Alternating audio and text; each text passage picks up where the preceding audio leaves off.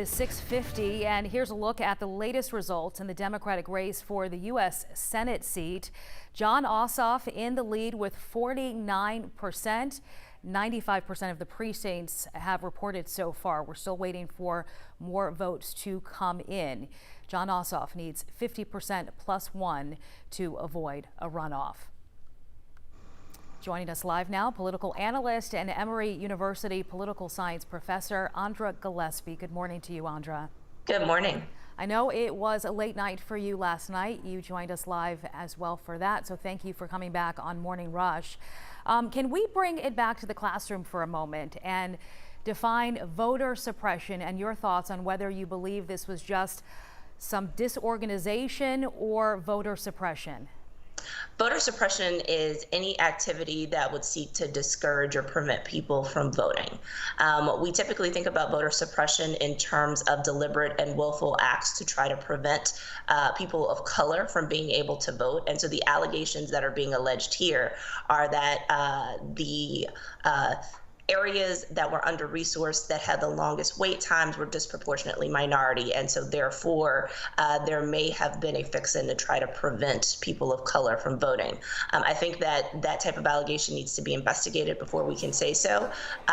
There are a lot of places where it looks like there was just a lot of disorganization that was compounded by the fact that these places were understaffed because of the COVID-19 crisis and because of the extra rules and requirements that were in place in order to protect people's safety that only made things worse. That may not necessarily be racialized, but there needs to be some type of nonpartisan investigation in order to determine exactly what went wrong, because this was the dress rehearsal for November, and so we can't have these conditions going into a November election if we expect to have a free and fair election. Is the Secretary of State's office the right agency or organization to lead this investigation?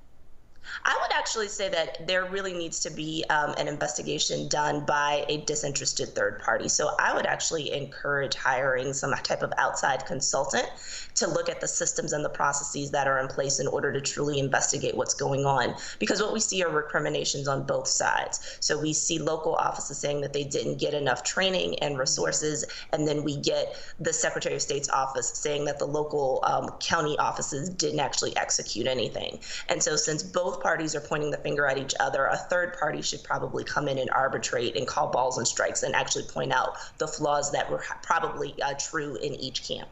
A lot of finger pointing, Andra. We saw most of the problems in the metro, state and local Democrats saying specifically in areas with high black populations. One of our political analysts who joined you last night said that there is no point in suppressing the vote of your own party, again clarifying that this was a primary, not the general election. But what could be the potential, what could be the impact here of voters being turned away yesterday and trying to come back in November and vote? Well, this is the type of thing that puts a bad taste in voters' mouths, particularly if this is somebody who was new and hadn't participated in an election. And so you don't want to have people leaving discouraged from coming back to vote in subsequent elections, nor do you want to get a reputation that you have to wait in long lines and it looks like this is unfair and that people may be trying to suppress your vote. That may not be what was happening, but because Georgia has dealt with allegations of voter suppression in the past, that are a little bit more clear cut than what we saw yesterday. The narrative is already out there, and so this just actually reinforces really negative perceptions in the minds of people who already have it. This was immediately being compared to 2018. Have you ever seen anything like this in Georgia? So unfortunately, no. So Fulton County has a reputation of having bottlenecks and voting problems. So the long lines do seem very reminiscent of 2018.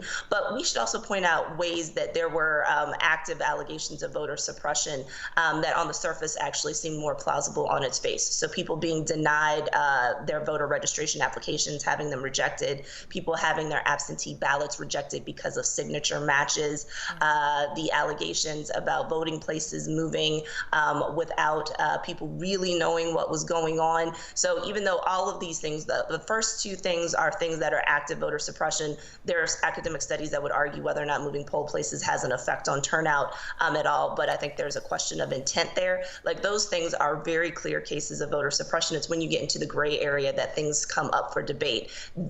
Those 2018 allegations are not what we're talking about yesterday. The things that are similar to 2018 are people standing in lines for long hours, particularly in places with lots of African American voters. Yeah, and many of them waiting 4+ hours. Political analyst Andra Gillespie, thank you for your time this morning. Thank you. Let's turn it over to Crash.